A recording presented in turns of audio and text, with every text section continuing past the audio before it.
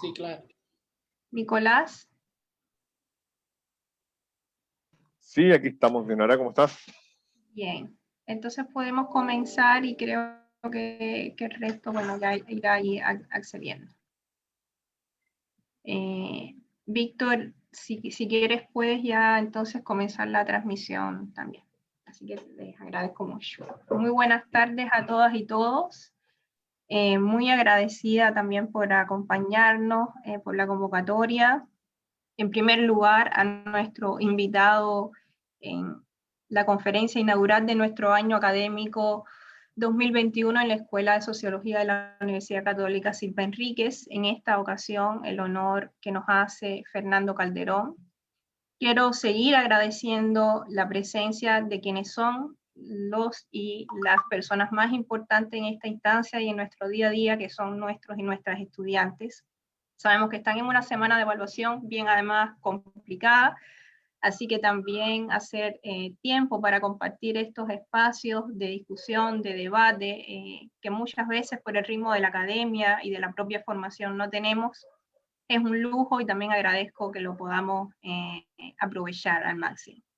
Agradecerles a los y las docentes de esta escuela que nos acompañan, que hacen un tremendo equipo, también a investigadores de la universidad y de fuera de la universidad que veo que están presentes, y en último lugar y no menos importante, solo por una ética del poder, quiero agradecer muy especialmente a las autoridades que están acá y que nos acompañan en nuestro día a día, a nuestro vicerrector de Identidad y Desarrollo, Fernando Vergara, y a nuestro decano de la Facultad de Ciencias Sociales, Jurídicas y Económicas, Nicolás Flit, a quien le doy inmediatamente la palabra en esta inauguración del año académico. Muchas gracias, Nicolás.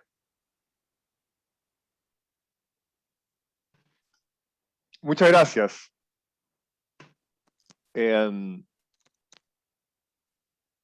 Bueno, agradezco, buenas tardes, ¿no? A todos y a todas. Agradezco la presencia de la comunidad académica de la Escuela de Psicología. Saludamos también a todas las autoridades presentes, en particular a la directora de la Escuela de Psicología, la doctora Diosnera Ortega, a los académicos y las académicas de la Escuela de Sociología, y a todos los estudiantes de esta profesión, que también es mi profesión, y que hoy están con nosotros. El saludo y agradecimiento especiales también para esta leyenda de la sociología latinoamericana que nos acompaña hoy, el profesor Fernando Calderón, quien, como sabemos, es un referente indiscutido en temas de sociología política, movimientos sociales, modernidad, democracia, Estado y procesos de cambio sociopolítico en el continente. El profesor Calderón ha sido profesor en muchas universidades en la región, en Estados Unidos, ha ocupado la prestigiosa Simón Bolívar Chair del Centro de Estudios Latinoamericanos de la Universidad de Cambridge, que es una posición que conozco en lo personal porque estudié en esa universidad y me tocó ser ayudante de Manuel Antonio Garratón cuando él ocupó esa silla en 2013.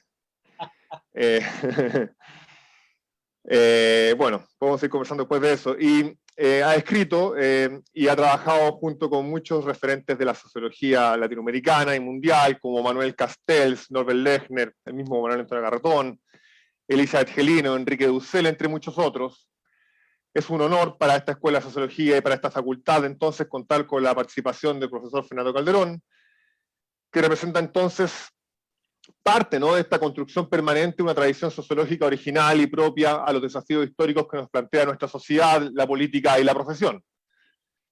El profesor Calderón nos trae hoy el sugerente título Imaginarios latinoamericanos, jóvenes, arte y política. Entonces, sin querer quitarle más tiempo a nuestro invitado de honor, me tomo la palabra, ¿no?, para hacer una pequeña reflexión para nuestros estudiantes en particular, que han elegido la vocación de la sociología y que hoy inician en esta ceremonia el año académico 2021. Me parece que el arte se ha incorporado en el trabajo intelectual, profesional, de manera irreversible, ¿no? Esto está documentado, en realidad no es que me parezca a mí, sino que está en la literatura y no es un atributo de la sociología solamente. Boltanski y Chiapello, en su célebre trabajo sobre el nuevo espíritu del capitalismo, justamente hacen el punto de que la transformación del trabajo intelectual, primero a partir de la masificación también de la educación superior, ¿no? Y luego de su impacto político, ellos en particular se centran en mayo de 68, se condensa en lo que ellos llaman la crítica artística. El trabajo profesional debe ser entonces un espacio para que nos expresemos como sujetos o sujetas, seamos creativos, podamos contribuir con reflexión, iniciativas en los espacios típicamente organizacionales en los que nos desenvolvemos, y que al mismo tiempo no nos sometamos, como lo planteaba Weber en una clase. Esto está en unas clases, no está escrito en sus libros, pero esta idea célebre de ser un engranaje más dentro de la disciplina burocrática. La consecuencia de esta nueva configuración es que, como en el arte, el trabajador o trabajadora intelectual reclama también control sobre su propia obra.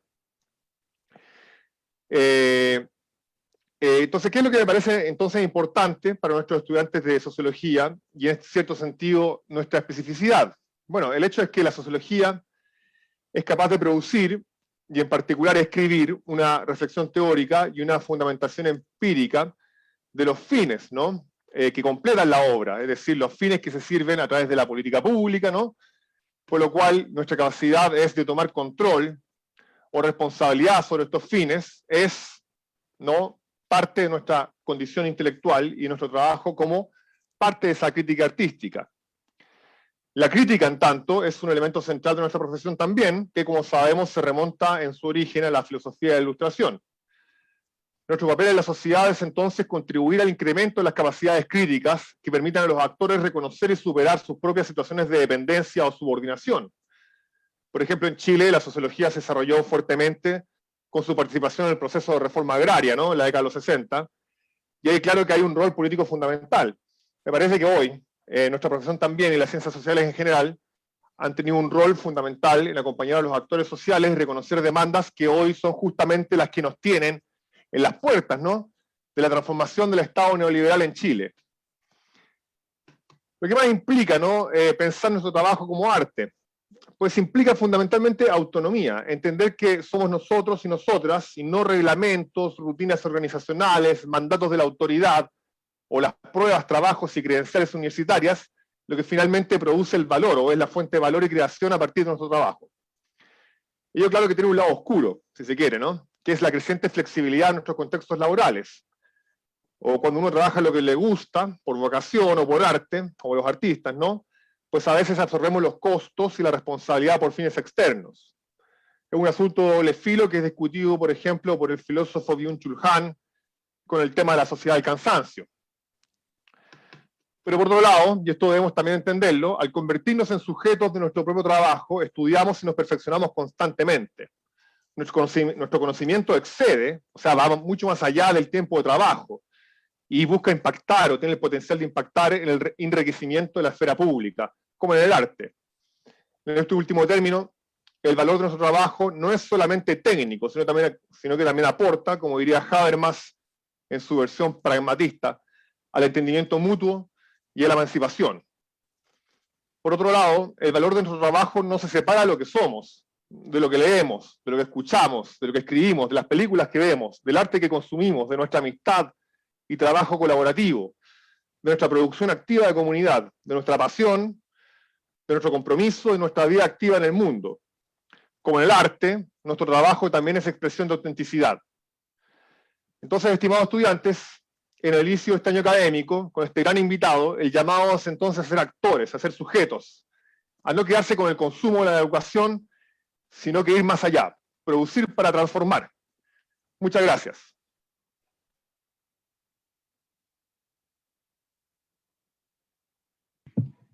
Muchas gracias, Nicolás.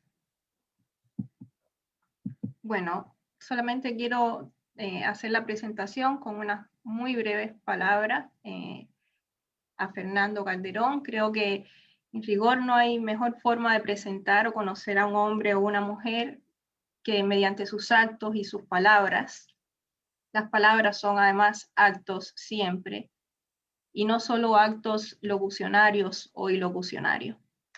En los laberintos de la libertad, que es el texto maravilloso, Diálogos Latinoamericanos, un texto donde Calderón entrevista y dialoga con grandes pensadores y políticos como José Aricó, Fernando Enrique Cardoso, Alain Touraine, entre otros. Dice, textualmente Fernando. Nada está asegurado cuando hay confusión en el plano de las ideas y cuando el mundo vive una crisis global múltiple e incierta que está modificando opciones y destruyendo mapas cognitivos y cartas políticas de navegación, para usar, estos son dos conceptos de Norbert Lechner. Más aún, es posible que intelectuales y políticos no puedan salir de cárceles ideológicas de larga duración. En mi experiencia personal, y en rigor siempre hablamos desde donde venimos, pero también hacia dónde vamos, y esto es algo que creo que aprendemos de manera particular con la obra de Fernando, descubrí a la vez y leí en paralelo La democracia como fin y como medio de la política, que es el primer capítulo de este otro gran texto, Sociedades en Movimiento, de Fernando Calderón. Y a la vez que leía a Fernando, en este texto leía a Norbert Lechner en Los padios interiores de la democracia. Creo que esas experiencias y esa experiencia de leer a estos dos autores en paralelo fue en lo personal una bisagra importante que me marca en lo personal hasta el día de hoy. Pienso que la comprensión sobre lo político y la política, sobre el modo en que se produce y se hace la historia y el pensamiento latinoamericano es un tesoro que probablemente no alcanzamos del todo a dimensionar y abarcar, pero Fernando nos ayuda a aproximarnos a ello. Fernando Calderón es sin duda un intelectual con una intensa y extensa biografía. Nicolás mencionaba algunos de esos títulos y honores gloriosos. No los voy a mencionar todos porque además Fernando es un hombre extremadamente sencillo, pero es importante reconocer que ha publicado más de 20 libros, compilado, sido parte de otra treintena, ha sido coordinador y asesor de más de 10 informes de desarrollo humano, trabajó por 20 años en Naciones Unidas como asesor en políticas sociales de la CEPAL, fue asesor especial regional en desarrollo humano y gobernabilidad del PNUD para América Latina, y además secretario ejecutivo de Claxo, nada más y nada menos que entre 1983 y 1991, ese difícil periodo transicional y de reconstrucción de nuestras democracias. Es decir, si de algo sabe y puede hablarnos Fernando, es de vivir y sobrevivir, de hacer el campo político y sus transformaciones. Una suele leer siempre en los prólogos o notas biográficas a las obras de Fernando Calderón, algo que en lo personal siempre me llama la atención y que no encuentran otros intelectuales. Suele decirse de Fernando, como hace Turén en el prólogo a la última antología publicada en 2017 de sus obras por Claxo, que Fernando Calderón es amigo muy cercano de Manuel Castells, o que Fernando Calderón es amigo de Alain Touraine. Humildemente y con respeto, creo que Alain Touraine y Manuel Castells deben contar entre sus prestigios ser amigos y colegas de Fernando Calderón. Y esta conexión no es azarosa, porque sea ese quizás uno de los rasgos más especiales de Fernando Calderón, que lo distingue dentro de su generación, una generación de muchos grandes, muchos que ya no están físicamente, y es su capacidad no solamente para dialogar, sino para reconocer las conexiones, las idas y vueltas entre el pensamiento europeo, entre ese pensamiento de corte más universalista y la producción latinoamericana, entre las agendas globales y locales. Finalmente, quiero agradecer a Fernando por su presencia hoy, muy hondamente, por el inmenso honor que ello significa para estas nuevas generaciones de sociólogas y sociólogos de información, y por esa, para mí, estremecedora dedicatoria en su libro Sociedades en Movimiento, cuando dice y dedica este texto que les he enseñado acá, a esa cofradía de intelectuales y políticos de diferentes partes del mundo que se hicieron latinoamericanos bajo el Chile de Allende. Muchas gracias, Fernando.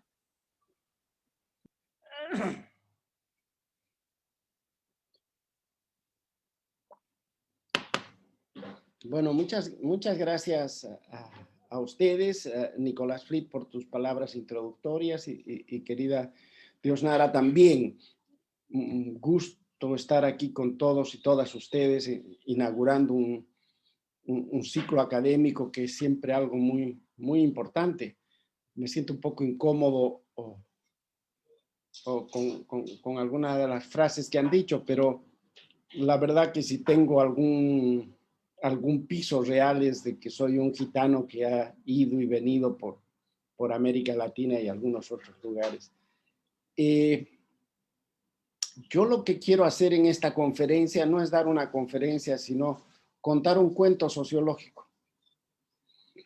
Y todo empezó, en mi cuento sociológico, todo empezó cuando empecé a estudiar sociología en Chile. A los 17, 18 años, en 1967, entró a la carrera de sociología a la Universidad de Chile.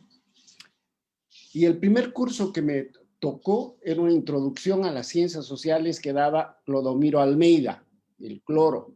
Como ustedes saben, después fue canciller de Chile en época de Allende y fue un personaje que giró por todo el mundo, arriba y abajo, con glorias y con miserias, tratando de difundir sus propias ideas y sus propios compromisos. Y el Cloro, el primer texto que nos hizo leer, el primer libro de sociología que yo leí fue La imaginación sociológica de Ray Mills, que por cierto tenía un prólogo espléndido de Gino Germani, que termina haciendo loas a Medina Echevarría, y donde dice que el desafío para la sociología latinoamericana es tratar de vincular la sociología sistémica, empírica y teórica con la historia.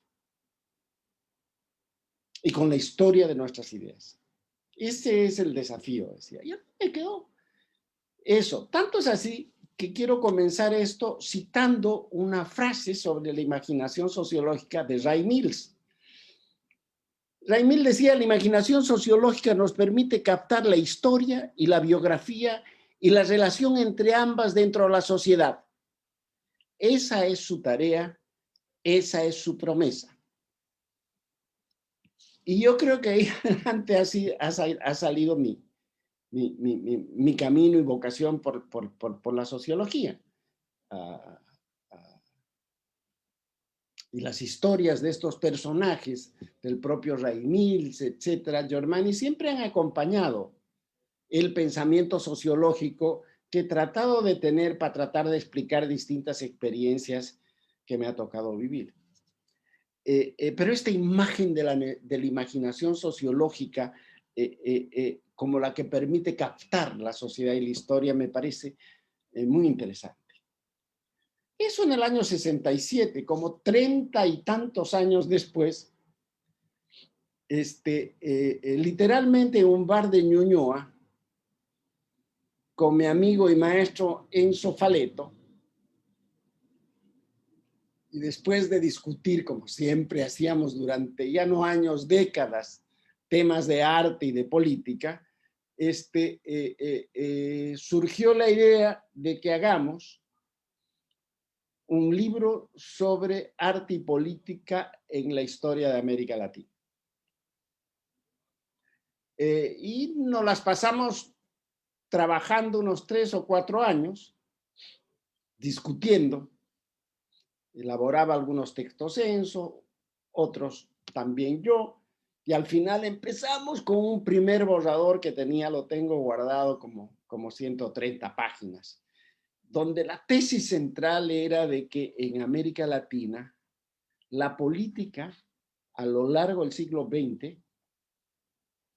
te predibujaba, perdón, el arte te predibujaba la política. Y esa política también incidía en la renovación del arte y así sucesivamente. Esa era la tesis. El arte prefigura la política influye en el arte. El arte es autónomo, la política busca el poder. Estamos en esa construcción del libro y desgraciadamente Enzo partió, se murió. Y claro, yo quedé absolutamente bloqueado.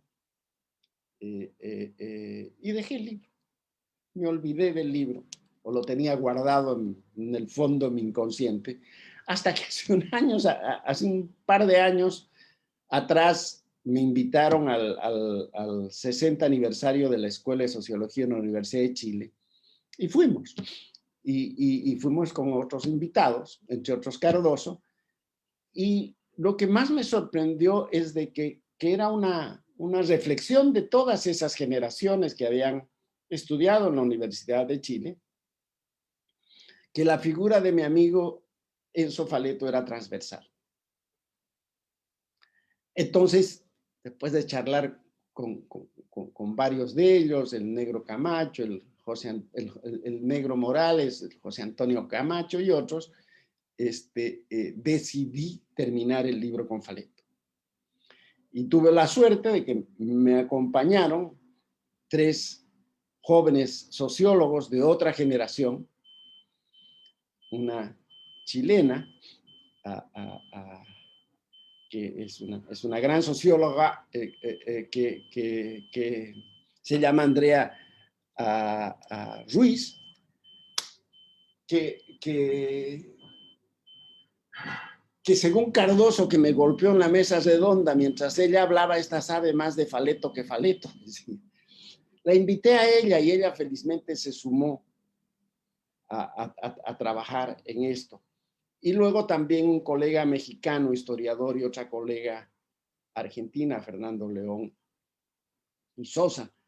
Y estuvimos más o menos 2 años y medio, quizás un poco más, tratando de terminar ese libro que iniciamos con Enzo Faleto. Ahora lo he terminado. Y la primera presentación, por así decir, pública de este libro, va a ser acá, en esta conferencia, y está dedicada a estos jóvenes que inician su carrera de sociología hoy día en la Universidad de Chile. En el estudio o en el libro aspirábamos a comprender el sentido del imaginario latinoamericano construido a lo largo del siglo XX. Y partíamos de la idea que la construcción del imaginario era un producto cultural que intercalaba y combinaba valores y acciones en jóvenes, en artistas, en intelectuales, en actores sociales, que buscaban construir un horizonte de latinoamericanidad con voz propia en el mundo. Entonces, yo lo que voy a tratar de hacer ahora no es contarles el libro, porque es largo y no da, pero sí contarlo algo que es lo que me permitió volver a retomar el libro. Entonces hice una carta de navegación, para usar una terminología de Norbert Lechner. Decidí hacer una carta de navegación, es decir, cómo retomar el libro y cómo repensar y organizar esta tesis de la relación arte y política en América Latina. Y para eso, y eso es lo que voy a hacer en esta conferencia, voy a nombrar en esta carta de navegación 7 puntos en el mapa cognitivo que organizaron el libro. ¿Y qué es el primer capítulo del texto? El primer hecho que quiero resaltar, que es la base de todo, es sintetizar mucho lo que después son 18 capítulos del libro, lo que fueron ideas y actos interesantes latinoamericanistas en el siglo XX. La ruta se inicia fundamentalmente, obviamente este enfoque es en sí limitado, tenemos una cierta perspectiva de ver el árbol más que trabajar el bosque. Perdón, de ver el bosque más que trabajar el árbol y viceversa. Estamos tratando de ver el horizonte de esta latinoamericanidad a lo largo del siglo XX. Y el primer hito de referencia que usamos es el escrito de Rodó, que se llama Ariel en 1901, y que tiene como principal referente la gesta emancipatoria de la independencia y fundamentalmente el pensamiento de Bolívar. Él y una camada de artistas y pensadores de diversas partes de América Latina, que nosotros los denominamos entre comillas la generación de espiritualistas modernistas, rescatan ese imaginario de unión latinoamericana que va y viene por varios lugares del continente y el Caribe. Estas ideas de estos pensadores se alimentan en sus inicios de hechos históricos importantes, como por ejemplo la invasión a Cuba o a Puerto Rico por parte de Estados Unidos, o lo que pasó con invasiones militares a Filipinas. Desde luego, entre estos intelectuales había cubanos, poetas cubanos, nicaragüenses, y también en el sur del continente, como vamos a ver.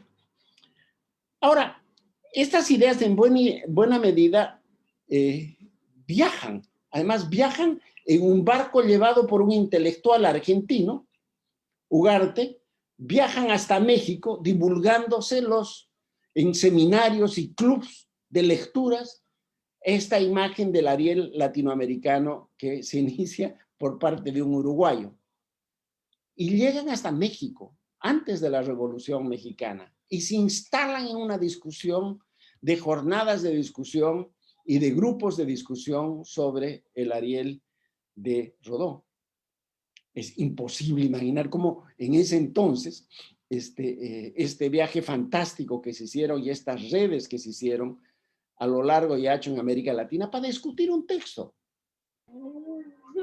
¿La vacunaron de COVID, cierto? ¿O de otra vacuna? La cabra, sí, bueno, la cabra hace ¿De qué la vacunaron? la abeja. Ah, el perro. ¿La influenza que te da? Me está quitando todo. También te voy a Parece que algo se cruzó, me imagino. O son tan seguidores de Rodó que se entusiasmaron y pues pusieron a interpretar ellos. Bueno, ojalá sea esa segunda versión. Bueno, el caso de Rodó, de Ariel, es el discurso final, y este está muy analizado en el texto, es el discurso final del maestro Próspero - Prometeo a sus alumnos en su última clase.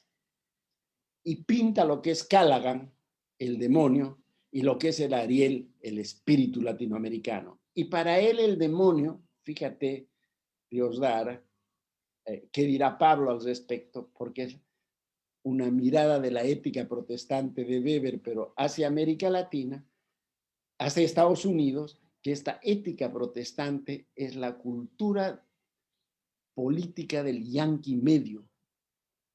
Y desde ahí se origina una crítica brutal al imperialismo norteamericano.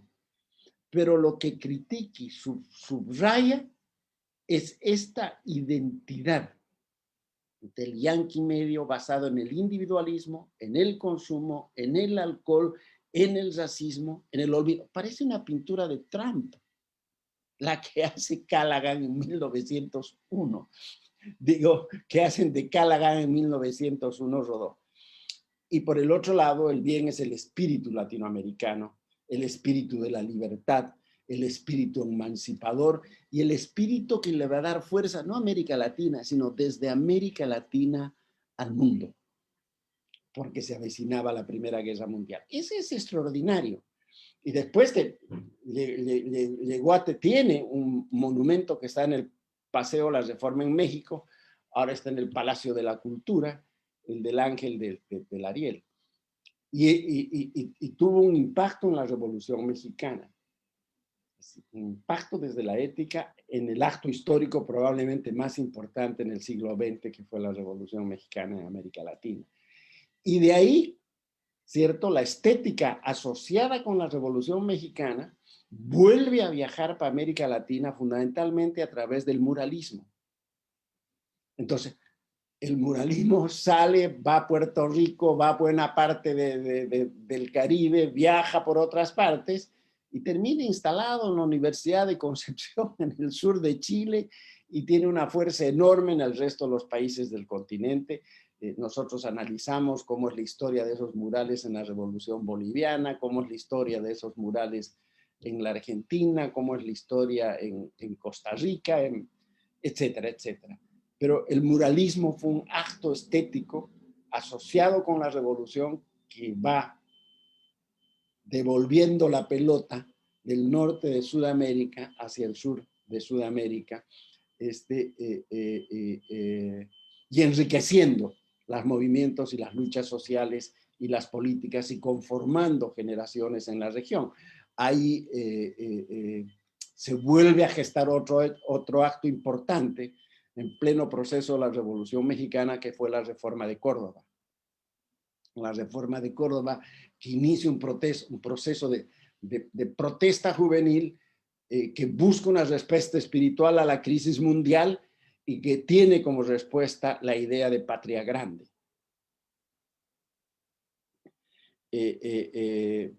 Por de pronto esta idea de patria grande está instalada o está originada en quien se inventó el término, que fue José Martí. José Martí decía desde el exilio eterno: sin patria pero sin amo, yo solo deseo que coloquen sobre mi tumba un ramo de flores y una bandera. Y justo con su otro amigo, Rubén Darío, se instalan y fortalecen esta fuerza espiritual latinoamericana a lo largo del 20 y parte del 30.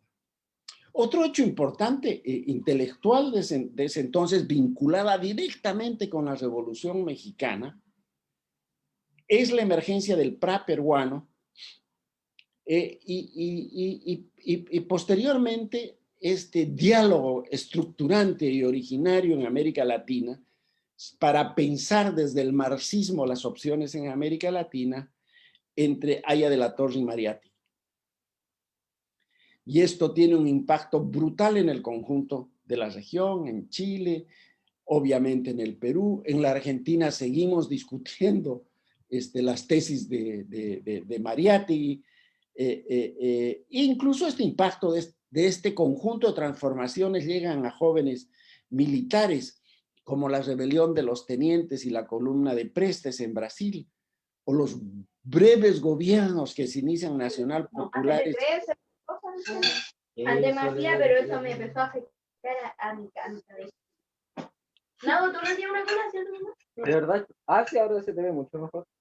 Pueden cortar. Porque ya no está como antes. No, que no. Me tengo que esconder esos mechones porque me los corté con ¿Sabes? la Hay algo donde están, tienen que cerrar todo. Eso que se lo cortó con la boca.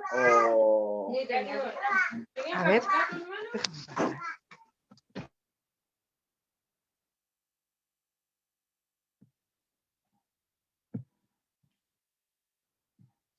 Silencié a todos, pero tengo que desilenciar. No, yo estoy. Ah, perfecto, ya. Ahí, Fernando, gracias. Me imagino que en una casa están comiendo y escuchando como parte de nuestra cultura también. Bueno, yo te digo también que se inicia esto, incide en el Brasil con la columna de tenientes y la columna de Prestes y la rebelión de los tenientes, o los gobiernos nacional populares que se instalan en Chile, por ejemplo, como el gobierno de Marmaduke Grove o de Toro en Bolivia, que nacionalizan las minas. Si bien la Primera Guerra Mundial fue el contexto en el cual se inspiraron estos años, primeros 30, 40 años de la navegación latinoamericanista, la Segunda Guerra y sus consecuencias fueron los disparadores de una suerte de fase superior, entre comillas, de los nuevos imaginarios latinoamericanistas nacional populares, fuertemente asentado en experiencias de vida. El salto se dio en relación con una suerte de boom de experiencias variadas expresadas en obras de arte, tremendas movilizaciones sociales y, como resultado de esto, emergencia de regímenes nacional populares. Se registran fuertes experiencias revolucionarias, pero también asociadas con un reformismo creativo y otras frustradas y dolorosas. El arte de diversa manera alimentó, prefiguró y narró los heterogéneos escenarios políticos que se narran en el texto con detalle o con cierto detalle, como el varguismo en Brasil, el cardenismo en los años 30 en México, el peronismo, la revolución boliviana, la revolución guatemalteca, el fidelismo, el allendismo, etc. Esto fue una fuerza histórica nacional popular crucial, porque es el eje de la discusión más grande que se ha tenido en América Latina en el siglo XX. Y esto además provoca algo muy importante que nos vincula directamente a todos nosotros en esta red histórica. En el plano emergió en este plano como producto de estos procesos políticos, emergió el pensamiento o coemergió el pensamiento cepalino. Y ahí vino el pensamiento de Prebisch, asociado con Keynes, o el pensamiento Medina Echeverría asociado con Weber. Se fundó la CEPAL sobre ese eje de pensamiento integrado, combinado, enredado. Solo en América Latina se puede juntar Prebisch con Weber, y además en Chile. Y luego fue fundamental el peso de las universidades y el peso de la Universidad Católica también. Y ahí sobresale la FLACSO, la Facultad Latinoamericana de Ciencias Sociales, que todos son producto de estos cambios y de estas transformaciones después de la Segunda Guerra Mundial. Luego, el momento más alto de la producción de la CEPAL, para mi gusto, fue el pensamiento de Fernando Fay-Silver y la idea de transformación productiva con equidad, la cual, a propósito de políticas públicas, hemos hablado mucho sobre eso, pero nadie ha hecho eso. Y eso es una de las razones fundamentales, a mi juicio, del atraso de la región. Es un claro ejemplo que a veces la ciencia social se adelanta a la política. Y por cierto, la CEPAL es producto de un acto estético. Si bien tiene un enredo político, pero tiene que ver con la producción estética que hacen distintas corrientes que había de arquitectos en Chile, como arquitectos que impulsan esto, como Niemeyer de Brasil. Por favor, cuando vayan a la CEPAL, vayan a ver el muro atrás. Ahí van a ver la historia con las manos de los obreros que construyeron la CEPAL. No fue la burocracia de Naciones Unidas.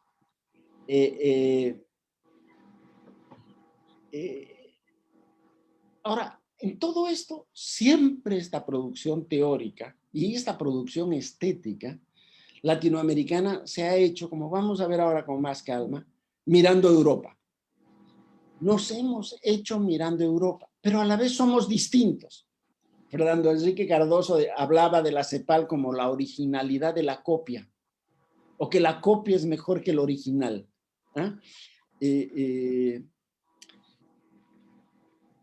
En los años 50 y 60 emerge una nueva generación de jóvenes, que Faleto le puso el nombre porque él se identificaba como los jóvenes existencialistas, que está asociado en parte a la frustración de los gobiernos nacional populares, a la dependencia y a la emergencia de dictaduras en América Latina.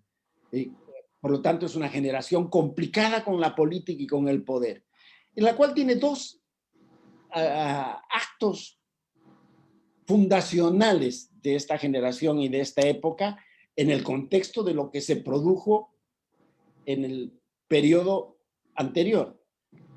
Y esta es, desde el lado de la ciencia social, la dependencia en sus múltiples versiones, donde lo que más sobresale es dependencia y desarrollo entre un chileno y un brasilero. Pero en arte, el gran salto se da con el realismo mágico. Entonces, esta curiosa ensamble entre lo racional y lo subjetivo es lo que marca esta generación existencial, ¿no? Donde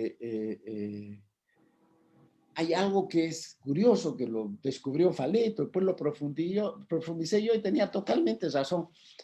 ¿Saben qué? Tanto el realismo, los autores del realismo mágico como los autores de la dependencia leían la misma bibliografía en literatura.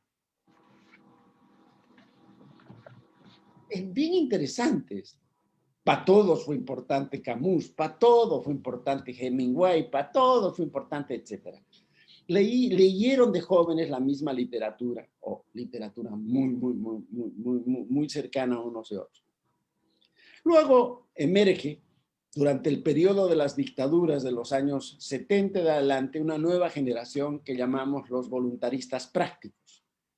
Ellos fueron una generación dura, que se hizo contra las dictaduras con altos costos sacrificiales, pero también con una extraordinaria voluntad para alcanzar el poder político, subordinando en buena medida sus valores a una lógica pragmática. Esa es mi generación. Ciertamente esta generación sería incomprensible sin la fuerza y la dinámica de los nuevos movimientos sociales, sobre todo los asociados a los derechos humanos y a la democracia, pero también de una expansión de una cultura estética más libertaria. Al final, instalada ya la democracia en la región, reemerge a fines del 20 y a principios del 21 un nuevo ideario nacional popular latinoamericanista II, ¿no? Asociado con la experiencia de los regímenes nacional populares de la primera generación. Se vuelven a revincular con Cuba, se habían alejado de Cuba, ahora se vuelven a vincular de una manera más surrealista que racional. La presidencia de Bachelet la llamaba Fidel Castro, no sabía qué hacer. Pero es así.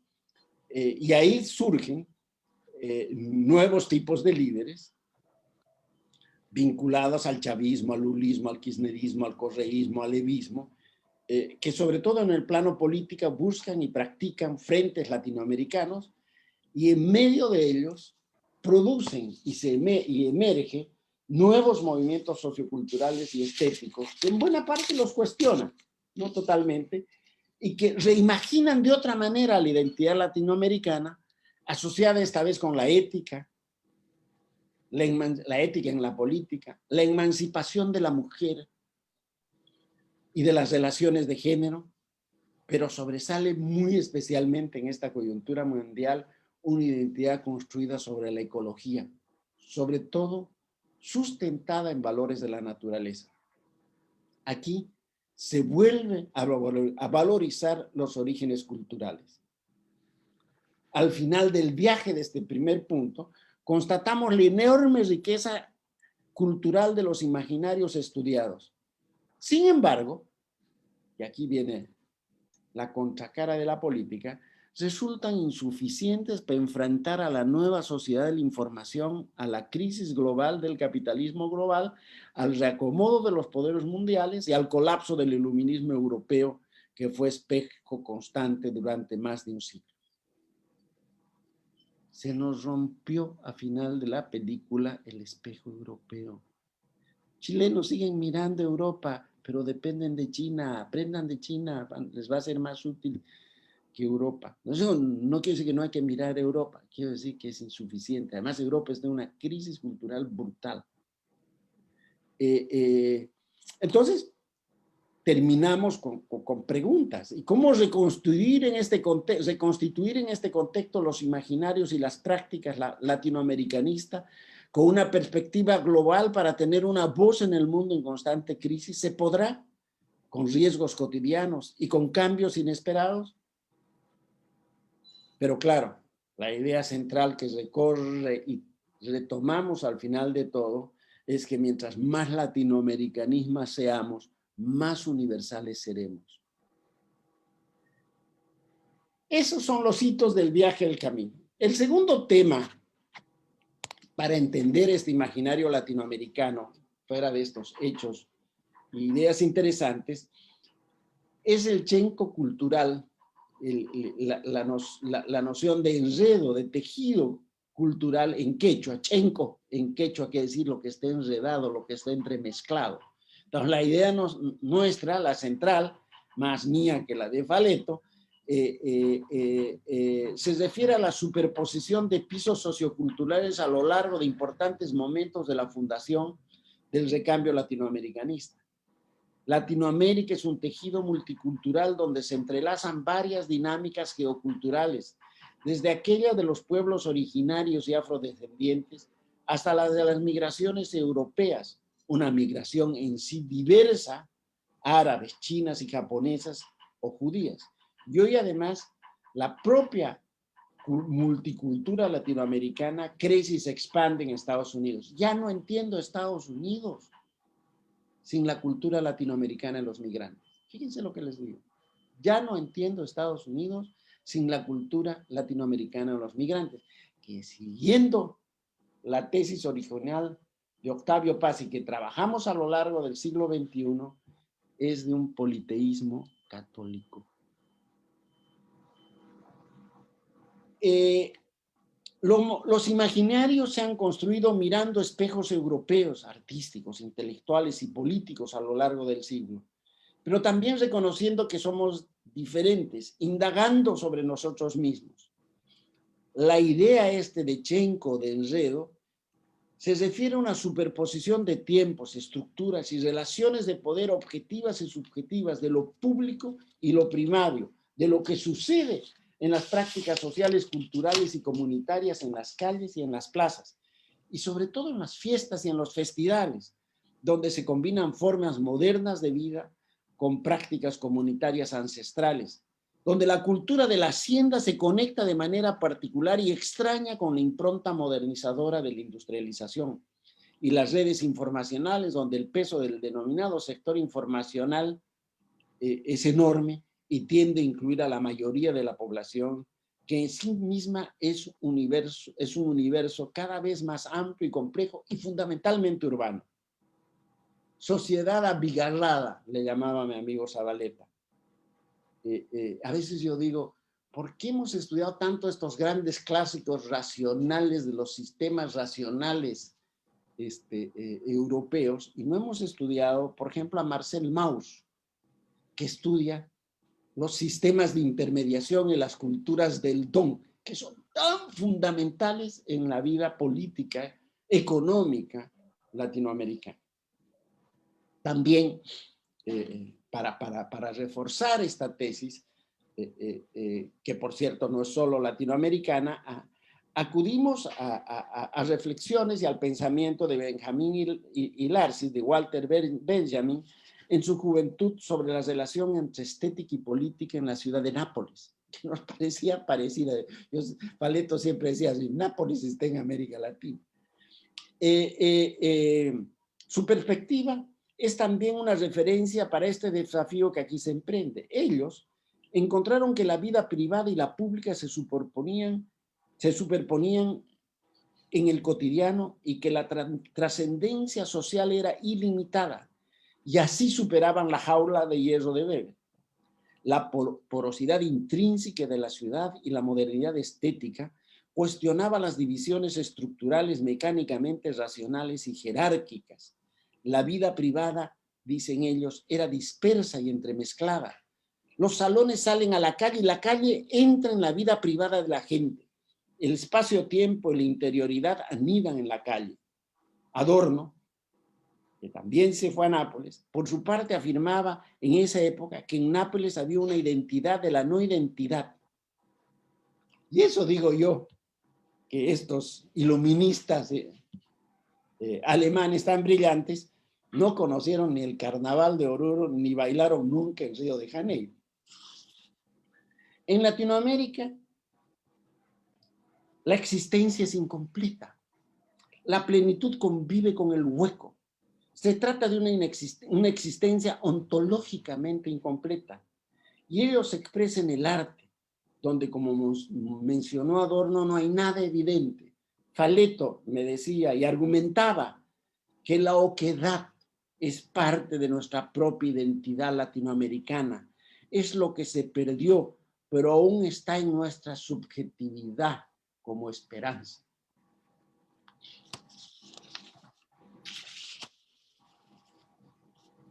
Desde luego que el Chenco o la multiculturalidad coloca otro tema central en nuestras sociedades, que es la desigualdad, que por cierto tiene origen colonial y se va ampliando, reformando, reconstituyendo hasta los regímenes neoliberales actuales. Pero también esas culturas son formas de resistencia, de acción crítica y de innovación cultural. Y por eso el tercer punto es el del imaginario, para pensar esta producción estética y cultural. La tesis del imaginario latinoamericanista descansa en los tejidos multiculturales, puesto que tiene como referencia fundamental sus creaciones identitarias y sus oposiciones estructurantes. Se trata, pues, de una realidad imaginada intrínsecamente metamorfósica, una realidad plagada de racionalidades y subjetividades que conviven a lo largo del tiempo y no pueden asumirse en plenitud, pero que tienen un horizonte imaginado y definido y redefinido que le da sentido a su presente. Son, como dice Roger Bartra, un animal que crece y se transforma, pero que nunca se acaba, que está siempre en metamorfosis, y que en México es el ajelote o el acelote. Para tratar de entender eso, hacemos referencia a la interacción entre el objetivo y lo subjetivo, como algo inseparable. En este caso se trata de vincular la creación artística con un análisis sociológico histórico. En Latinoamérica, una importante producción estética, artística, individual, que vino cargada de memorias de mundo de vida, se adelantó y creó imaginarios con fuerza utópica, imaginarios que se alimentaron de hechos objetivos de la vida y que incitaron a investigar otras formas de comprensión propias del arte. El arte latinoamericanista en buena medida se adelantó a colocar sobre la mesa temas identitarios y de desigualdad que la política tenía latentes y que descubrió después. La dinámica de los imaginarios sociales es una construcción de alimentación permanente que los hace estar siempre en renovación. Estos, por definición, son interpretaciones que solo pueden construirse redefiniéndose y reinterpretándose. Un imaginario, como en este caso el imaginario latinoamericano, necesita y necesitó de una constante reformulación. Para seguir con un psicoanalista y sociólogo francés, Castoriadis, decía que los imaginarios son una creación incesante y esencialmente indeterminada entre lo social, lo histórico y lo psíquico, de figuras, formas, imágenes, a partir de las cuales solamente puede tratarse de alguna cosa, la que llamamos realidad y racionalidad son obras de él. Dicho esto, en la actualidad esta redefinición se lleva a cabo en las transformaciones cultural populares del continente a partir de cambios de su estructura sistémica económica, así como también el amplio espectro cultural y político.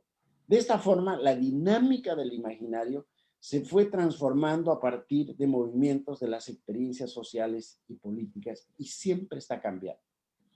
Sin embargo, un cuarto punto es de que tú no vas a entender la particularidad si no tienes una idea de la continuidad del tiempo. El cuarto punto es la continuidad del tiempo. La idea referencial para comprender la continuidad del tiempo histórico y el sentido de los imaginarios latinoamericanismo es la idea del tiempo de larga duración. La historia larga, de larga duración, es aquella donde los cambios son lentos, donde se producen repeticiones constantes, ciclos recurrentes. En esta temporalidad la historia se encuentra con las ciencias sociales y conversa especialmente con la sociología. Decía Brodel, el tiempo largo permite visualizar la regularidad de los fenómenos sociológicos. Se asume la historia como una dialéctica de la duración, el estudio del pasado y el presente de manera inseparable. El pasado ya está en el presente. Como decía Borges, ya somos el pasado que seremos. La larga duración permite dar una imagen más clara, una suerte de modelo del devenir humano que no es aprehensible a partir de la mera realidad empírica, inmediata y desconcertante. Frente a ello, la historia de larga duración establece una suerte de base sobre la que gravitan las otras historias. Para nosotros, el arielismo inauguró un tiempo histórico latinoamericanista que aún no acaba, aunque sí termina. No olvidemos, como también decía Brodel, que las ideas son cárceles de larga duración. La idea que subyace a este ensayo es que la supuesta unidad latinoamericana construida a lo largo del siglo XX Compara experiencias diversas que llevan a plantear nuevas preguntas sobre un imaginario latinoamericanista en constante mutación. En Latinoamérica conviven sociedades que comparten diversos orígenes multiculturales, que son vecinas a menudo, interdependientes entre ellas, sometidas a experiencias de poderes similares con territorialidades que sobrepasan los ámbitos nacionales. A lo largo de la historia, parece ser que se ha ido tejiendo todo un manto intercultural que conjugó lo amazónico con lo andino, lo caribeño con el Atlántico brasileño, el norte con Centroamérica, a lo que hay que agregar una compleja sumatoria de hilos y culturas que emigraron a la región y migraron dentro de ella, enriqueciendo y complejizando su multiculturalidad originaria. En ella sobresale la dialéctica de la negación del otro, conceptos que hicimos con Martín Oppenheim y Ernesto Tone, y el concepto de estratificación social de tipo colonial que los retomamos de mi amigo brasileño Darcy Ribeiro. En ella, esta realidad de la dialéctica del otro y con la estratificación social de origen colonial se compartió en todos los países, como compartieron también la religión católica politeísta, resignificándola en ese politeísmo religioso originario o africano, complicándolo aún más. En gran medida el arte y la política se fueron creando sobre la base de un fenómeno histórico y cultural, y así el latinoamericanismo enfrentó los nuevos problemas y desafíos comunes con un ethos cultural místico y plural. El quinto punto, más peleado entre nosotros, y debo decir que con los jóvenes colegas que estamos trabajando ahora, como también conmigo mismo, Faleto insistía de que los que producen este cambio generacional son los jóvenes. O sea, otra idea que organiza el relato es que los jóvenes en sus distintos estratos de edad fueron tanto los principales creadores de los imaginarios estéticos y reflexiones analíticas, como los promotores que impulsaron los cambios políticos experimentados a lo largo del periodo tratado. Argumentamos que estos jóvenes eran principalmente hombres provenientes de sectores medios urbanizados y con perspectivas cosmopolitas, mucho Francia. Sin embargo, las mujeres artistas y políticas y los movimientos de mujeres también jugaron un rol trascendental, aunque aún no se los ha reconocido plenamente. Por ejemplo, el movimiento de Barzolas en Bolivia, el papel cultural de Violeta Parra en Chile, el trabajo de los migrantes como Remedios Varos en México, Eva Perón o las madres de Plaza de Mayo en la Argentina son tan solo ejemplos notables. En este marco, a lo largo del trabajo se nos plantearon varios problemas conceptuales y empíricos respecto a la generación en cuestión, sobre todo asociando a los jóvenes a la idea de sectores medios. Aquí hemos puesto énfasis en los momentos en que las generaciones de jóvenes jugaron un papel trascendental por su compromiso con las circunstancias históricas que les tocó vivir. Grosso modo, se detectaron la generación espiritual modernista, la nacional popular, la existencialista, las voluntaristas prácticas y los de la tecnosociabilidad. Todos ellos históricamente con variaciones, y a la latinoamericana a menudo superpuestos los unos con los otros. Muchos de estos jóvenes provenían de sectores medios, que estaban vinculados a la educación, a los procesos de movilidad social y a su posterior inserción en el poder y en las burocracias del Estado. Por ejemplo, varios de los artistas más relevantes fueron diplomáticos y en gran mayoría de los políticos terminaron insertados, y la gran mayoría de los políticos terminaron insertados en la burocracia del logro filantrópico. Pero en el periodo juvenil buscaron transgredir el poder de las élites dominantes y sus instituciones. Nunca me he de olvidar algo que me marcó una época en Chile. En plena Universidad Católica, un gran letrero que decía: el mercurio miente. Pucha, estaban poniendo en cuestión toda la historia de Chile. Porque era la Universidad Católica y por el otro lado, los dueños del mercurio la clase más alta de ese país. Fue un ícono durante los 60. Este fenómeno se dio de manera particular en la izquierda, donde una gran mayoría de los dirigentes políticos e incluso sociales provenían de los sectores medios. Fenómeno, por cierto, vinculado a la debilidad de la autorrepresentación de las propias clases populares. Varios líderes políticos de los sectores medios a la vez fueron autoridades estatales y dirigentes sociales. La tesis leninista del vanguardismo político, según la cual la conciencia para sí de estos jóvenes de sectarios medios reemplazaba en gran medida la autorrepresentación popular de la conciencia en sí, fue un mecanismo psicológico de legitimación de esos actos. Por supuesto, hay ejemplos notables como líderes sociales son fundamentales en la historia de la construcción de este latinoamericanismo. Pero sin embargo, los grandes líderes nacionales en su gran mayoría provienen de los sectores medios. Recientemente, quizás la excepción más fuerte es Lula da Silva en el Brasil y Evo Morales en Bolivia. En el caso de los gobiernos de estos líderes, estos últimos neodesarrollistas, el fortalecimiento y aumento de la clase media durante sus mandatos sería el resultado de políticas de modernización e integración social exitosas. Ellos midieron sus éxitos en función de una movilidad social ascendente que amplió las clases medias y no en función de un fortalecimiento de la capacidad de acción, de agencia y complejización de los sectores populares. Este es un tema central que se necesita mejor análisis.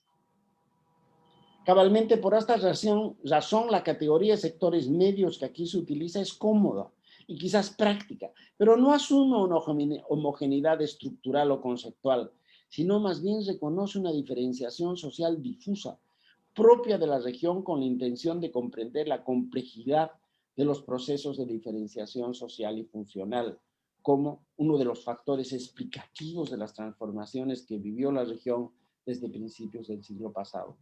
Latinoamérica hoy es cada vez más una sociedad policéntrica, donde las clases medias, las medias clases, como le decía yo al Faneto, no son lo mismo, pero se parecen. Y el último punto,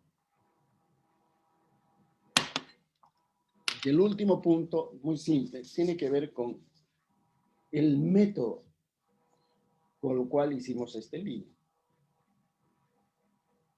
El método de este ensayo, que por cierto es una apreciación limitada para comprender el denominado latinoamericanismo, está inspirado, y esto lo he puesto a él, yo, seguramente Faleto se enojaría, pero los otros colegas estaban comprendo, está inspirado en el método faletiano. Se trata de un método de comprensión de los hechos históricos centrado en un constructivismo sociológico, histórico y reflexivo, en análisis de contenido cualitativo de obras estéticas, en la mayéutica cotidiana y a menudo solitaria, con serios acentos irónicos, de humildad ante la realidad y basados en valores libertarios. Se basa en una revisión también limitada de obras artísticas, de producción intelectual, de historia y de política, y muchas entrevistas y diálogos con autores y analistas en la temática. El fin del camino, y vuelvo a insistir en este punto, es un enigma.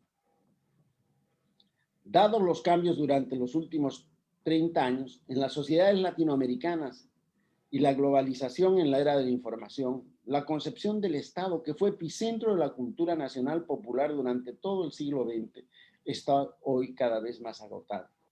La nueva fuerza creativa proviene de otras fuerzas, entre ellas principalmente el impulso de los jóvenes artistas y jóvenes que hacen política en las calles y en las redes, la generación de la tecnosociabilidad y que empieza a reformular nuevos imaginarios en función de la ética, los derechos humanos, la dignidad, el género, la ecología y la interculturalidad. En fin, en la dignidad y una nueva politicidad que no ha nacido todavía, pero ha empezado a ser. Este quiere decir que la cultura popular del siglo XX está llegando a su fin, pero aún no ha terminado. La actualidad latinoamericana vive un momento de profundas transformaciones socioculturales y económicas. También necesita nuevos imaginarios para reconstruirse. Para ello parece fundamental comprender que sin memoria no hay historia, ni tampoco hay imaginarios futuros. seamos más globales siendo genuinamente latinoamericanos. Eso es Diosna. Si hay preguntas, no sé. Fernando. Muchas gracias, porque además es un lujo, podemos decir que hemos asistido a la presentación del último libro suyo y de Paleto, así que más que un lujo, las palabras y la presentación de este texto. Le damos la palabra a nuestros estudiantes, invitados, invitadas, para que puedan hacer las preguntas también que estimen.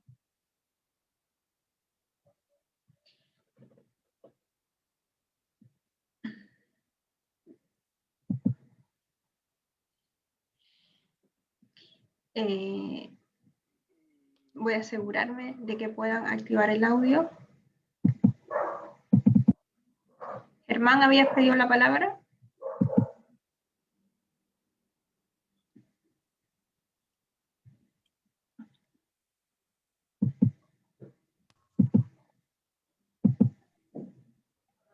¿Pueden activar su audio? Creo que Germán había pedido la palabra, ¿no? ¿Aló? ¿Escucha? Sí, se escucha, gracias. Bueno, primero que todo, muy buenas tardes, profesor Calderón. La verdad es que un honor escucharlo, como dijo la profesora Diosnara. Mi pregunta va en virtud de su extensa trayectoria de no solo un análisis sociológico en general, sino que también una mirada específica de América Latina.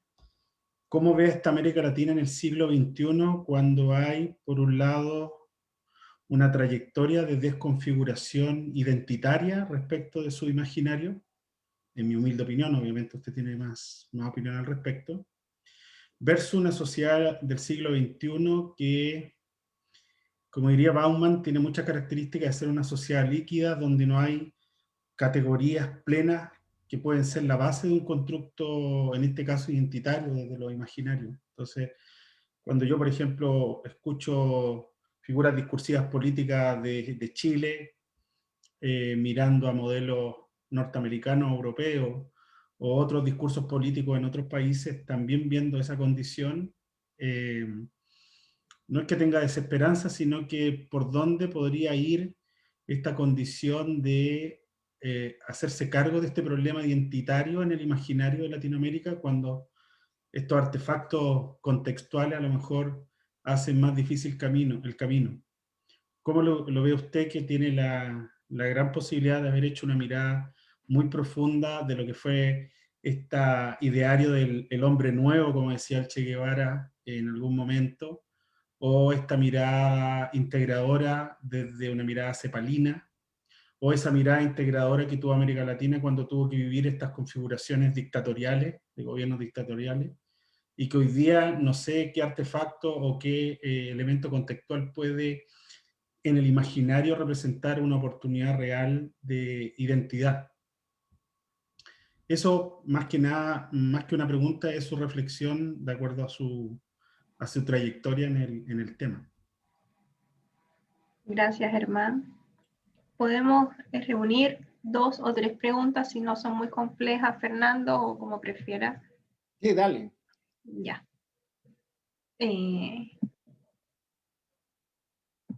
Pueden levantar la mano o activar su audio sin ningún problema.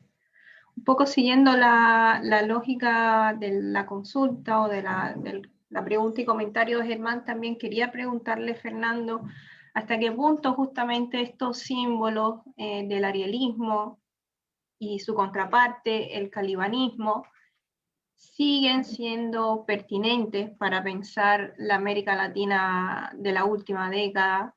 Hasta qué punto, cuando vemos una nueva derecha o nuevas derechas y nuevas izquierdas también, donde la manera de hacer política es bastante reconfigurada, donde ese antiintelectualismo y ese desapego, además, de una manera más tradicional de hacer política, pareciera que da lugar a una política mucho más fundamentalista que racional. Pareciera que la tempestad de nuestras sociedades ya no es aquella otra tempestad. Entonces, ¿hasta qué punto, si bien por supuesto la memoria histórica es esencial, pero hasta qué punto esos símbolos siguen siendo categorías con las cuales podemos comprender esta nueva tempestad en la cual estamos en nuestras sociedades.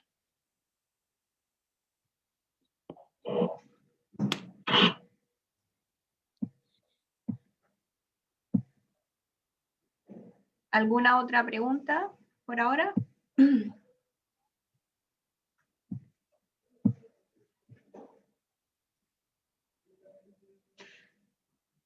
Las personas jóvenes hacemos este tipo de preguntas a las personas mayores. Fernando, nos perdona.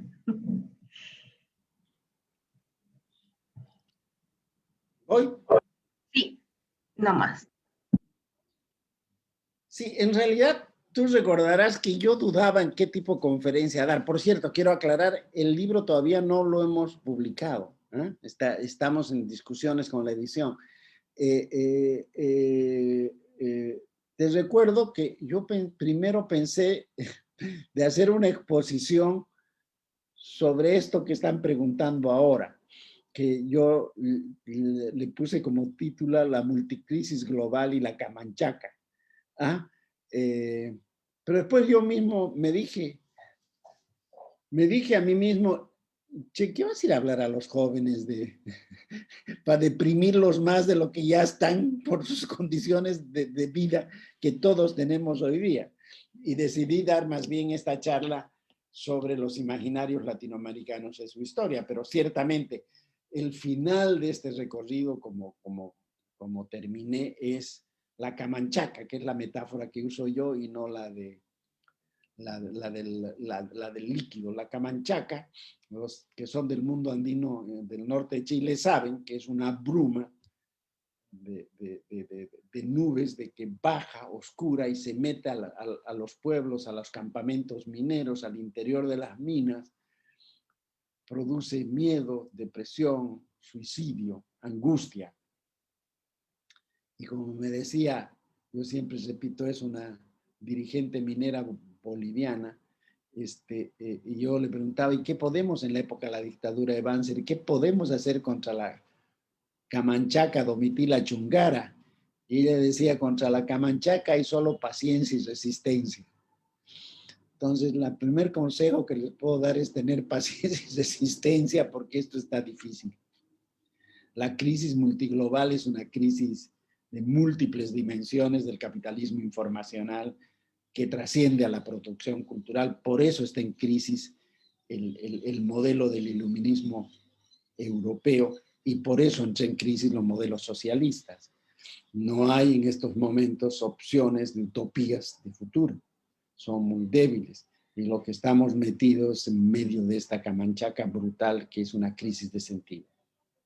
Y esto es un tremendo desafío para la sociología. Yo lo único que digo es que lo nuevo que uno construya como imaginario tiene que tener como referencia esta memoria histórica de largo plazo. Digamos, esa es la conclusión. Pero a la latinoamericana, eso que ya se ha acabado todavía no se ha terminado. Dos, quiero decir algo de Chile. Después de la victoria de Pinochet y de la instalación del modelo de la Escuela de Chicago en Chile durante 40 años, Chile dejó de mirar a América Latina o miró menos a América Latina. Recién ustedes jóvenes que salen a la calle hace unos años han vuelto a colocar en el imaginario a Chile dentro de América Latina. Y esa es una novedad. No sé cuán fuerte será. Yo estaba haciendo una investigación sobre los movimientos del 2010, 2011, y me acuerdo que los propios jóvenes que le estaba investigando me llevaban a la calle, fui a la calle, y en la calle la gente, las masas gritaban, se siente, Allende está presente, y eran jóvenes como todos ustedes. En el caso del resto de América Latina, también bajó el peso del latinoamericanismo, pero no tanto como en Chile. En Chile se volvió una sociedad económicamente más global y, como dice Norbert Lechner, una sociedad de mercado muy fuerte, arraigada en toda parte, pero en Chile es más fuerte porque además fue el modelo más exitoso en América Latina, en esos términos, con muchos pros y con muchos contras. Nosotros mismos con Lechner participamos en el informe de desarrollo humano con Ortega también, y Pedro Well y Rodrigo Márquez, el informe de desarrollo humano de Chile del 98, y ahí decíamos que la modernización exitosa chilena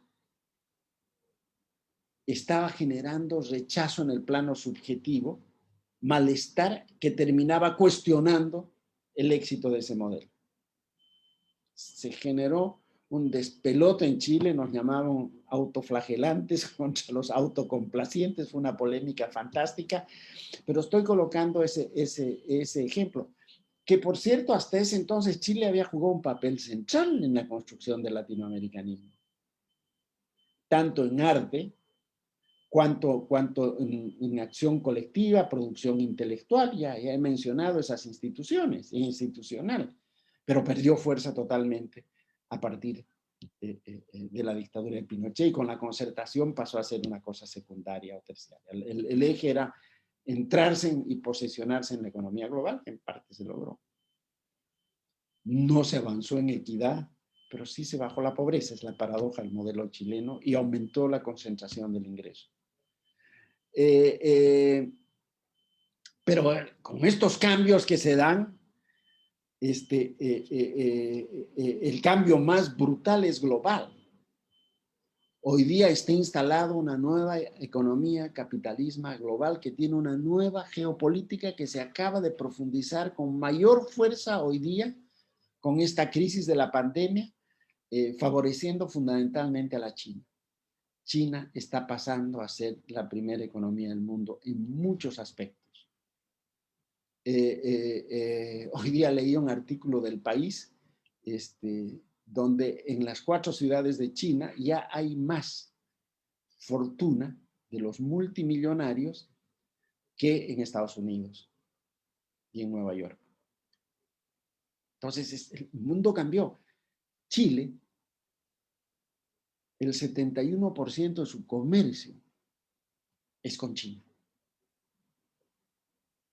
La economía chilena es una economía de una interdependencia asimétrica dura con China. Y se sigue mirando la sociedad de consumo de Estados Unidos, pero es una sociedad instalada, yo diría, entre comillas, un pacto estructurante con la economía china. Lo que genera esquizofrenia, me imagino, las élites y los empresarios de las clases altas, pero así es. Ahora, buena parte de América Latina también pasa lo mismo con Brasil, pasa sobre todo en el sur con la Argentina. Entonces, la geopolítica global ha cambiado y está cambiando a una velocidad extraordinaria. Otra cosa que ha cambiado de una manera extraordinaria, que le da un peso enorme a América Latina, es la economía criminal. Al año se lavan 300.000 millones de dólares en Europa. ¿Qué otro producto del mundo genera tanto dinero? Ninguno. Ni la ciencia, ni la tecnología, ni el no sé cuánto. Y son redes de economías criminales globales. Entonces, frente a eso, claro, uno queda más camanchaca, más que sociedad líquida. Es más camanchaca, es más confusión, es más angustia. ¿Cómo crear una utopía en ese contexto? Es muy difícil, y además ahora que se nos viene esta otra pandemia que nos vuelve a tocar más fuerte, como somos el continente más desigual de la Tierra, pues con mayor fuerza entra el impacto de esta pandemia y nuestra capacidad de ciencia y tecnología muy limitada. Ojalá que Cuba haga su vacuna, y la Argentina también, pero no acaba de jugar un rol. Esta vieja promesa producida por Fernando Fay-Silver no funcionó. Inviertan en ciencia y tecnología, inviertan en ciencia y tecnología. Hace 50 años, hace 40 años. Y seguimos teniendo mínimos porcentajes de inversión en ciencia y tecnología incomparables con la inversión del sudeste asiático, para hablar de economías que eran similares a las nuestras hace 50 años, a las nuestras. Entonces, este es un tema muy, muy complicado. La respuesta más simple y más racional, Germán, es no hay. ¿Qué quieres que te diga? No hay. Ahora, déjame pensar un poquito en la luz. ¿Qué es lo que encuentro en la luz? Porque América Latina siempre es así, estas lucecitas, que por cierto es el último capítulo que hicimos con Manuel Castells en el libro que publicamos el año pasado. Es la luz de los nuevos movimientos socioculturales y la luz que produce la estética. Es extraordinario lo que han empezado a hacer. Y yo no les voy a contar a los chilenos el movimiento por la dignidad con todos los tejes y menejes que tiene. ¿Ah? Vuelven a colocar la dignidad en el centro del debate. Pedro Lemebel vuelve a colocar el derecho de los homosexuales. Estoy hablando de Chile. El movimiento, las mujeres bailando, reproducen un modelo que se baila en la India. O sea, hay lucecitas. Y en toda América Latina hay movimientos de jóvenes, hay movimientos ecológicos. Y el movimiento ecológico es muy fuerte. La relación entre la ecología y la estética es fascinante. Aroceno pinta unas cosas extraordinarias y los hace con científicos para cuestionar y buscar alternativas a la economía del litio, y la encuentra en las comunidades indígenas del norte, de la zona andina latinoamericana. Es un escultor que hace telarañas y globos en medio del altiplano argentino. O programas fantásticos que hay en el norte de Chile que nadie conoce, entre los laboratorios de astronomía, ¿cierto? Y artistas que están pintando el universo y una visión de una ecoeconomía. ¿Se podrá salir algo ahí? No lo sé. Pero ya tenemos mujeres, ya tenemos jóvenes, ya tenemos ética, ya tenemos artistas en todas esas cosas que están preanunciando. Y también hablo de Chile, pero puedo hablar de la Argentina. Se puede hablar de Brasil, de México. ¿Me entiendes? Entonces, hay esas lucecitas en todo el continente. La literatura. Volver a la literatura, a escribir, a ver, a repensar cómo se están repensando los latinoamericanos en medio de esta camanchaca. Claro, es muy difícil, porque la lógica del poder y la transformación es brutal, que va a salir más fortalecida de esta crisis. No es que el poder va a entrar en crisis, creo yo. Ojalá me equivoque. Bailo un carnaval de Oruro si me equivoco. No, hay que salir más fortalecido el poder. ¿No? Pero yo estoy obligado, nosotros que estamos pensando estos imaginarios, imaginación sociológica, en buscar en estas opciones. Y también esto pasa de asumir el tema más controversial a nivel global, que es la crisis del sistema político y la crisis de la democracia liberal. La democracia liberal está en crisis. No solo los socialismos de Estado, no solo los modelos neoliberales, sino cómo reconstruimos la democracia cuando todas las decisiones son globales. Todo lo que vamos a vivir es resultado de decisiones que se toman a otro nivel y en otras características. Bueno, esto nos lleva a volver a pensar, a volver a tener un espíritu crítico, ¿no? Y en ese sentido, yo creo que los valores que en la nueva tempestad que trae el Callaghan y Los Ángeles, se mantienen. ¿Yo por qué me voy a olvidar de Emiliano Zapata de México en la Camanchaca mexicana?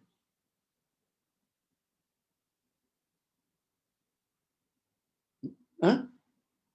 Cuando es un espíritu que está presente, quiero decir, una subjetividad que está presente como bien común en la sociedad mexicana, por lo menos en una parte campesina y pobre.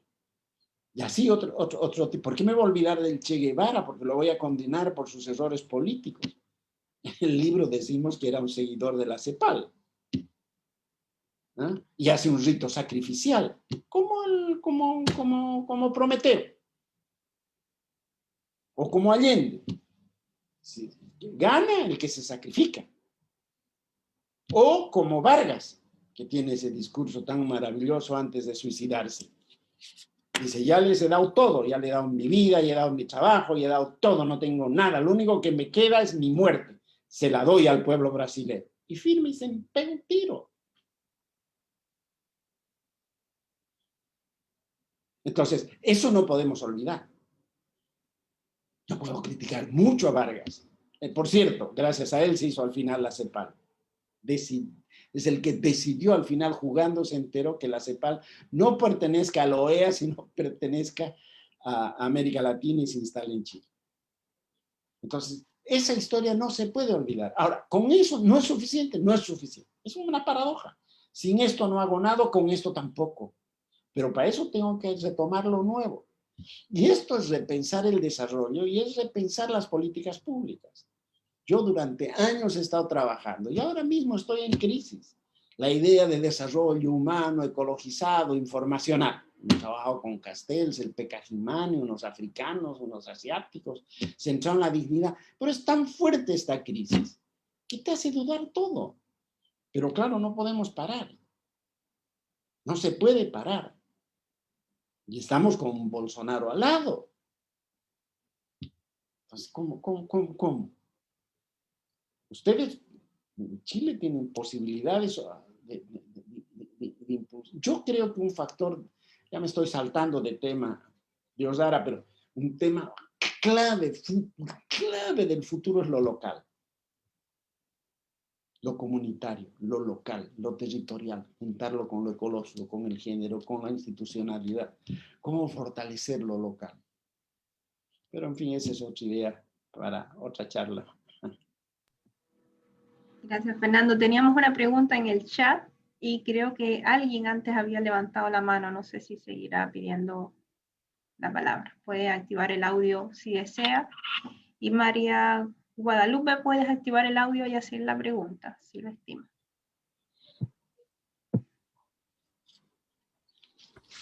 Bueno, hola, ¿qué tal? Buenas tardes. Mi nombre es Guadalupe. Yo estudio sociología, bueno, mi maestría en sociología en la UCA. Y bueno, me parece muy interesante la participación, doctor. Y bueno, me hace pensar que si, así como hablábamos de una epistemología latinoamericana, podríamos pensar en repensar el arte y la política a través de una subjetividad latinoamericana. Eso sería todo.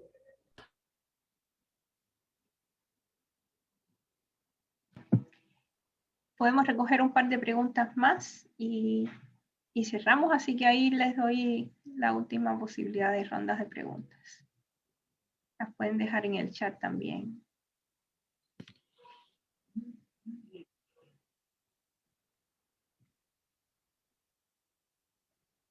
Estamos, Fernando. Gracias.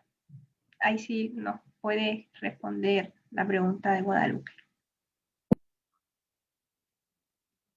Te voy a decir dos frases que son claves y después tratar de analizar. Bueno, yo creo que sí, que eso es lo que emerge de nuevo, ¿no?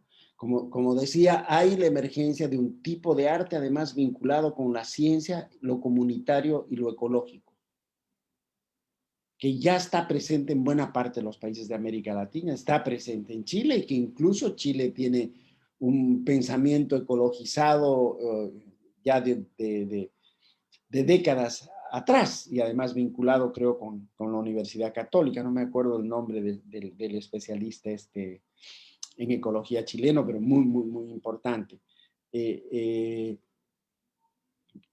Esto es algo que se preanuncia, pero lo que estoy diciendo, con lo que nos está diciendo ese arte, creo yo, y que todavía no hace el puente con lo político, es de que tienes que pensar de otra manera la política.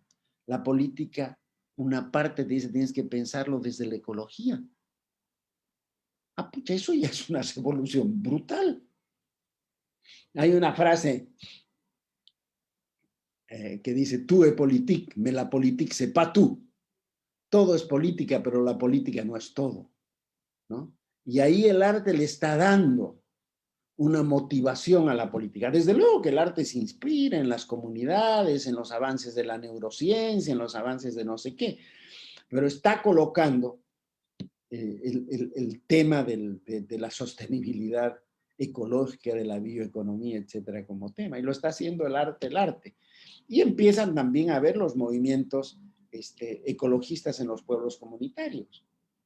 Me acuerdo de una investigación que hicimos aquí con mapuches en el sur de la Argentina. Un dirigente mapuche me contaba las relaciones que tenían con los pueblos Xuk de Estados Unidos y peleaban juntos contra la contaminación producida por el fracking. Y te digo de que más peleaban por sistemas monitoreados en computadoras. Yo entré al sindicato de los mapuches ahí, a la asociación de mapuches en Vaca Muerta, en la Argentina, y no me imaginé que me iba a encontrar con una sala llena de computadoras y gente procesando información. Entonces, bueno, ese es un ejemplo importantísimo. Para economías que son extractivas y que viven de destruir la naturaleza, y esa es nuestra incorporación en el mundo. ¿No? Ahí está, para seguir en términos clásicos, la contradicción principal, como diría René Zavaleta. ¿Ah? Del otro lado, las relaciones de género. Objetivamente, la estructura de la familia patriarcal tiene serios límites para reproducirse. En todas partes.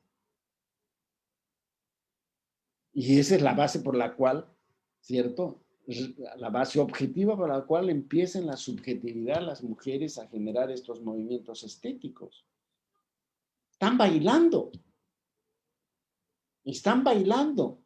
en las calles, en Santiago, ni uno menos. Aquí en Buenos Aires, ni uno menos. O sea, es una expresión, la danza, para no hablar de la reactivación de la salsa en el Caribe. Entonces, hay una producción estética. ¿Tendrá capacidad la política de recuperar esto? No lo sé.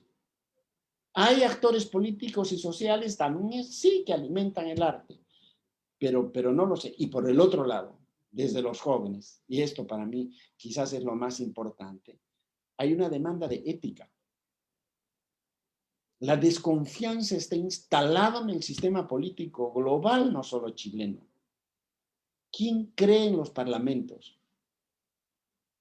Ha sido más importante el asesinato de un negro en Estados Unidos para la caída de Trump que las campañas de las publicidades.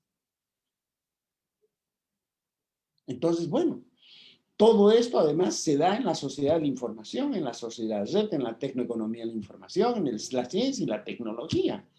Pero nada nuevo se va a hacer si no hace sobre los valores históricos. Eso es lo que digo yo. Y lo que en este libro estamos tratando de rescatar son esos valores históricos, esos imaginarios. ¿Ah? Pero hoy día no. Esta es, para mí, en realidad, la pregunta que ha hecho María. Es esta la pregunta central. ¿Cómo y qué posibilidades hay de un nuevo horizonte latinoamericanista desde la estética y la política para enfrentar la crisis multiglobal? Bueno, yo comparto la pregunta y hago reflexiones probables o hipotéticas de respuestas, pero lo más importante es la pregunta. Otra cosa quiero agregar, que si bien el espejo no es más solamente, y subrayo solamente Europa, hoy día es fundamental entender a China. Si los latinoamericanos no entendemos China, no vamos a entender lo que va a pasar en la Alameda.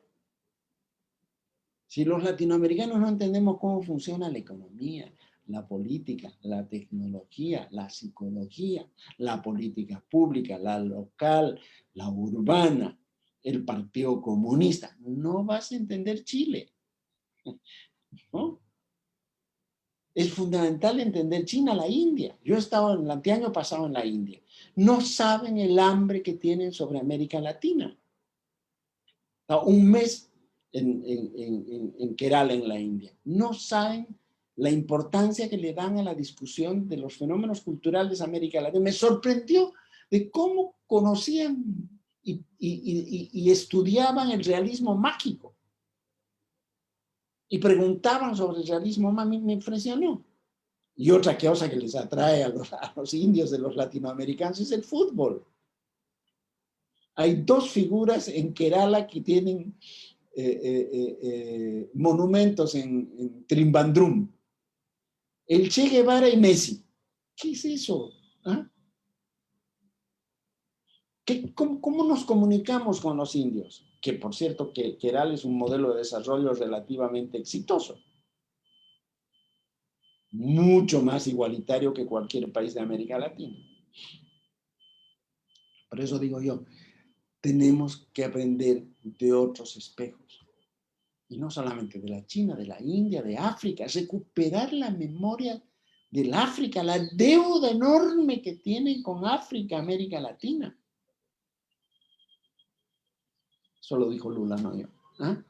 Es enorme. La importancia de algo. Los africanos nos miran más que nosotros los africanos. Los indios más, los chinos no. Creo yo. O sea, para ellos es más una lógica económica que una lógica cultural. Pero es clave entender, no sé, hay que estudiar. Y eso les toca a ustedes como generación.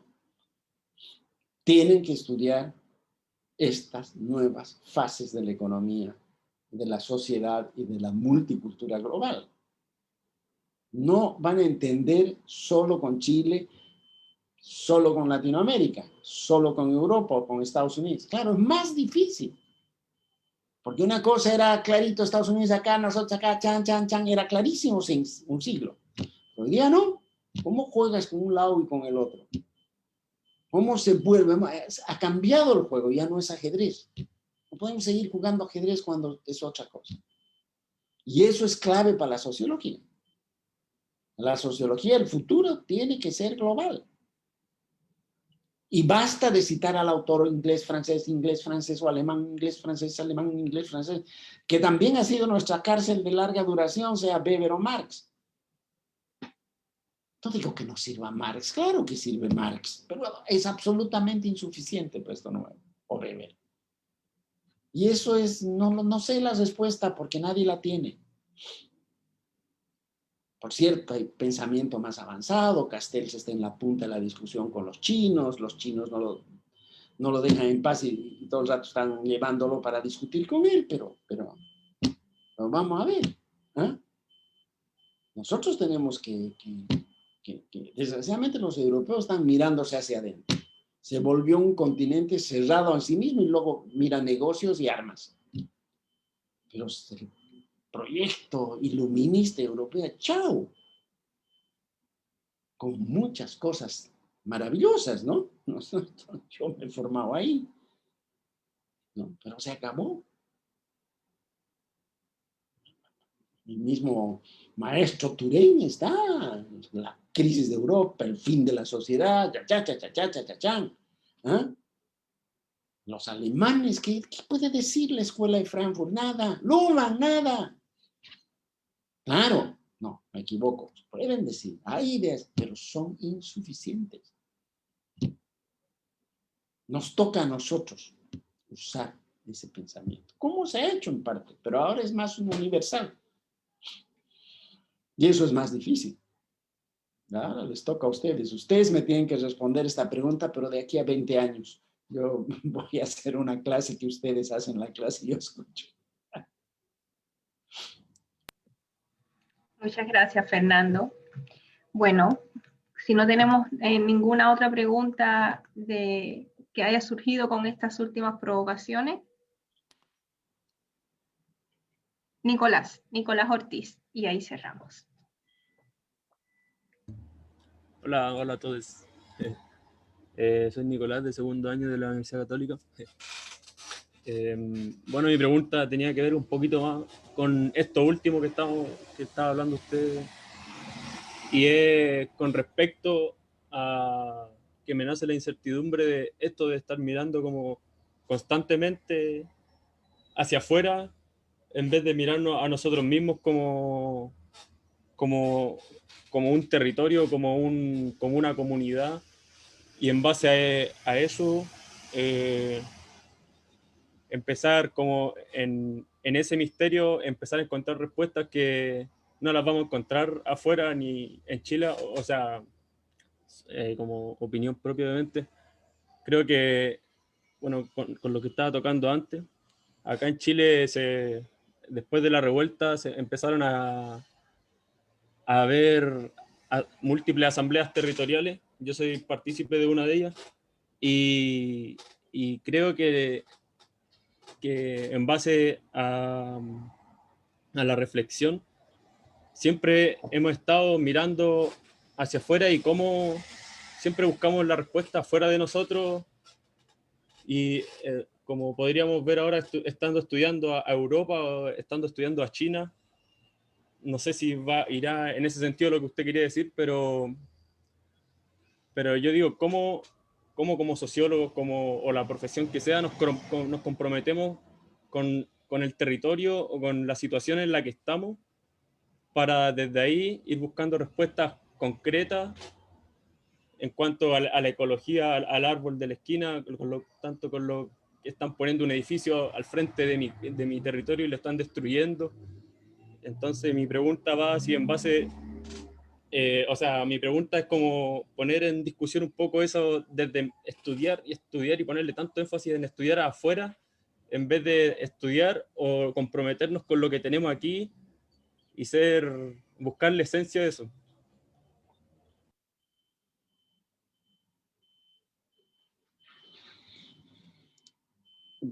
¿Qué te puedo decir? Estoy de acuerdo. Lo único que yo te digo es que buscarnos a nosotros mismos es tratar de entender estos imaginarios históricos que ha tenido América Latina. Porque ha sido un viaje enorme para tratar de conocernos, usando distintos tipos de recursos. ¿Ah? Y sobre el viaje hay que tener un espíritu crítico. O sea, no quiero decir de que yo reivindico al Ariel y a la tempestad de hace un siglo y más, y digo lo que hay que hacer es no. Lo que estoy diciendo es que no vas a hacer nada nuevo si no reinterpretas lo que fue tu historia, tu memoria. Y ese es buscarse dentro de sí mismo, tanto a nivel psicológico como a nivel sociológico e histórico. Si tú no puedes darte cuenta sobre ti mismo, pero tú no estás solo, tu ethos está hecho con otros. Y hoy día los otros que se hacen contigo y tú que haces con ellos, tiene que ver con este mundo global. Y ya no es el pensamiento sociológico que predominó en el mundo europeo, sino es tratar de entender todos estos cambios y estas transformaciones. Por lo menos estamos en una fase más sistemática del conocimiento. En algún momento quizás se pueda hacer una producción teórica más amplia. Hoy día creo que no hay condición. Hoy día por el momento no hay, claro, especulación hay mucho importante trabajo de filósofo de no sé cuánto, de China, y filósofos muy interesantes, o chino-franceses, o lo que sea, pero nosotros necesitamos hacer investigación sociológica.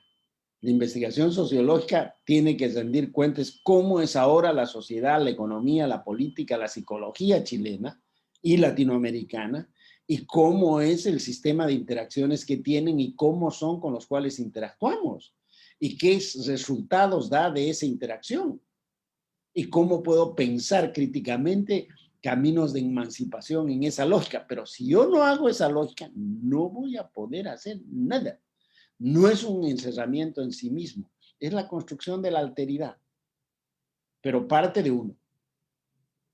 Y eso es, yo creo que eso por lo menos yo lo tengo claro, ¿no? Ahora, no es para que yo haga el modelo chino en Chile, no va a resultar, ¿ah?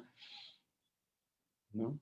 Es para que construyamos en Chile y en América Latina nuevas opciones. Además, yo sé, por lo que veo cómo va el mundo, todos nosotros sabemos que mientras más agregación de intereses tienes, más voz vas a tener en el mundo, como me decía Marco Aurelio García. Yo como brasileño, claro, con 200 millones de personas puedo hablar en el mundo, pero si soy 500, mi voz es más fuerte. Porque es un tema de poder. y que pasa por la ciencia y la tecnología, pero pasa también por las identidades.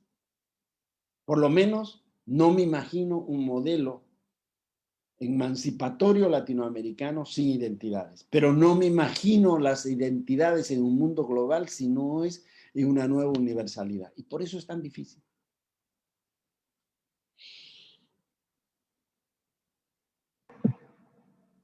Gracias, Nicolás, y muchas gracias a Fernando. Fernando, te hemos robado casi 2 horas, pero bueno, espero que nuestros estudiantes hayan llenado todas tantas páginas como he llenado yo con notas sobre tus reflexiones, que siempre son muy motivadoras. La idea de nuestra conferencia inaugural no es un acto formal, sino en rigor poder hacer uso justamente del pensamiento sociológico y de la reflexión sociológica, justamente en tiempos de depresiones, donde el individualismo además pareciera que gana cada vez más territorio, en un contexto además como la pandemia que estamos viviendo.